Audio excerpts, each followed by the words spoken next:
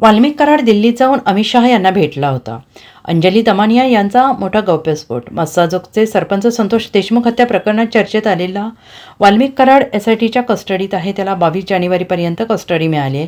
वाल्मिक कराड आणि धनंजय मुंडे यांचा संबंध असल्याचा आरोप विरोधकांकडून रोज केला जात आहे. त्यावर सामाजिक कार्यकर्ते अंजली दमानिया यांनी मोठा आरोप केला आहे आणि त्या म्हणाल्या, वाल्मिक कराड याला धनंजय मुंडे यांची साथ आहे.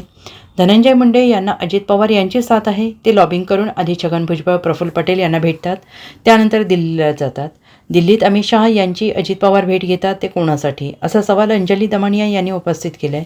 अंजली दमानिया यांनी म्हटलं आहे की धनंजय मुंडे, वाल्मिक कराड याचा संतोष देशमुख हत्या प्रकरणामध्ये काय संबंध आहे हे मला प्रस्थापित करायचं होतं. एक गुन्हेगारी प्रवृत्तीचा माणूस वाल्मिक कराड, त्याच्यावर 14 FIR दाखल आहेत. त्यानंतर त्याला शासकीय बॉडीगार्ड मिळतोय. कोणाच्या सांगण्यावरून त्याला शासकीय बॉडीगार्ड मिळाले?